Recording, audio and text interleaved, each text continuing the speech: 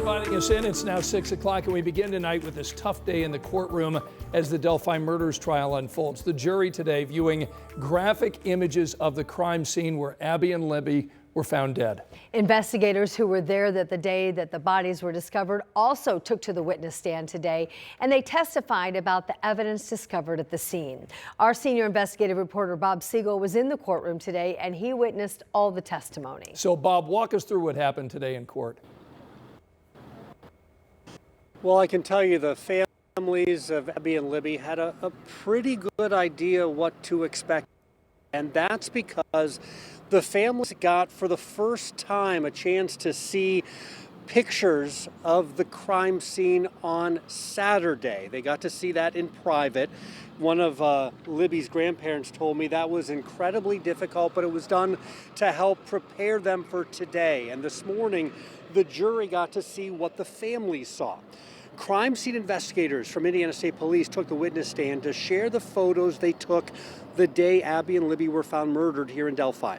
A warning, just explaining what the jury saw on a large video screen in the courtroom today. It's disturbing.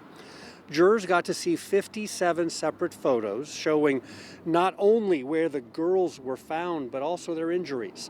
The pictures show Abby and Libby lying in the woods with their throats slit. Libby's body was naked, her face and hands covered in blood. Abby was found in jeans and a sweatshirt, blood on her neck. An investigator testified the ground near them was saturated in blood, and there was also blood on a nearby tree. So I can tell you the jury also saw photographs of sticks that were around the girls, some placed on the girls, it appeared. One of the investigators said that seemed like it was done intentionally, not just done by nature. Also, there was a photo the jury saw, several photos in fact, of a bullet casing at the crime scene between the girls' bodies. And I can tell you that during cross-examination, there was a lot of pushback on that. The defense pushed back on the state's idea. The state says they tested that bullet and that they were able to determine that that bullet casing, I should say, matches back to Richard Allen's gun. But during cross-examination, the defense team asked how the bullet casing was handled, why there were no pictures or video of that bullet casing being removed from the crime scene.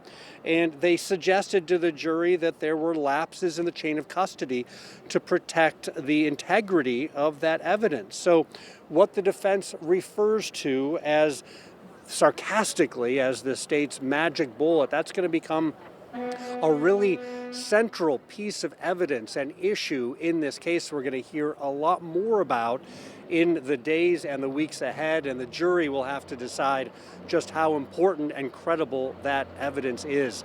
Emotional day of testimony. 13 News' Emily Longnecker was also in the courtroom. We'll have more on this coming up tonight on 13 News at 11.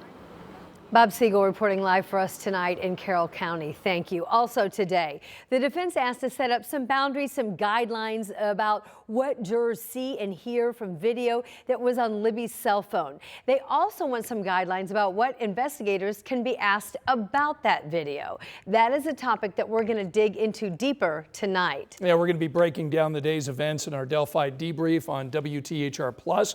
Our legal analyst will be in studio helping explain what this could mean for this trial. So be sure that you tune in at 10 o'clock every weeknight on our streaming app that's available through Apple TV, Amazon Fire Stick, and Roku. Angela? Scott, sunshine in 70s right now. You can see it all across central Indiana. We have 76 at Morris Reservoir, 76 Tipton, 75 Crawfordsville, and in Connorsville. Very stagnant weather pattern, and that's having an impact on the air quality. We are now under an air quality alert for about the next 24 hours, becoming slightly unhealthy later tonight and during the day tomorrow. So if you suffer from upper respiratory problems, just take it easy. We do get some wind in here that will help that out over the next couple of days. Tomorrow, with that air quality alert, upper 70s. Angela, thanks. It has now been more than a month since a mom of two was killed in a hit and run on the southwest side of Indianapolis. Tonight, the driver responsible for the death of 30-year-old Alexandra Leal now faces a felony charge. That's the person who's accused in the case. Karen Campbell's been looking through court documents and tells us what detectives learned about why that driver left the scene. La Teresa Haddock told police she didn't realize she hit a person the night of September 18th. She thought she hit a car or an animal, got scared, and drove home. According to court documents, Hadrick admitted she was driving that night and says a contact lens started rolling back in her eye, and when she started to rub her eye, she heard a boom but did not see anyone. She told detectives she realized she hit someone after she saw the incident on the news. That was on October 1st. She didn't immediately contact police. 1 week later, she turned herself in. Hadrick is charged with leaving the scene of an accident resulting in death, obstruction of justice, and driving while suspended. Detectives also learned Hadrick may have been involved in another hit and run last year. She's currently being held on a $5,000 bond. In Indianapolis, Karen Campbell, 13 News. Karen, thank you. Also tonight, we just learned the name of a man hit and killed in a parking lot on the west side over the weekend. The coroners confirm that 40-year-old Perry Banks died after someone drove their car into a group of people outside a bar near Washington and I-465.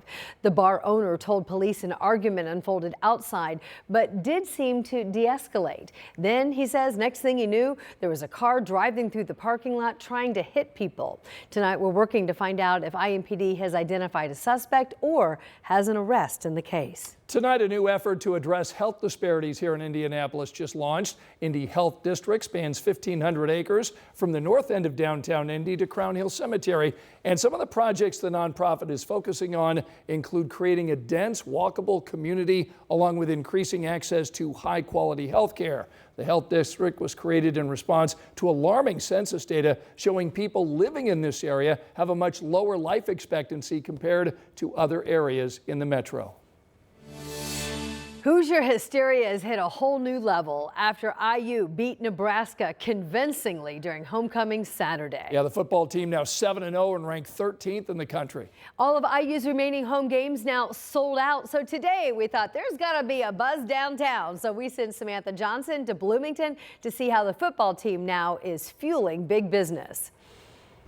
The Indiana Hoosiers are 7-0, sold out crowds over at Memorial Stadium, and these Hoosiers are loving it. It's exciting to watch on the field, but also off the field, where folks tell me there's more fandom, there's more foot traffic, and there's more eyes on this university, which is especially important for some of the small businesses here on Kirkwood. We are stocked up and ready for the football season here this year. Underground Printing is one of several shops trying to keep their shelves stocked as Indiana football fans roll into town again this weekend by the thousands. And as the success continues on the field, so does the traffic to small businesses on Kirkwood Avenue. People are losing their minds, merch is flying off the shelves, and it is absolutely wonderful. So IU plays host to the Washington Huskies this Saturday in front of a sold-out crowd. ESPN's College Game Day even coming to town too. Kickoff, by the way, set for noon at Memorial Stadium. In Bloomington, Samantha Johnson, 13 News.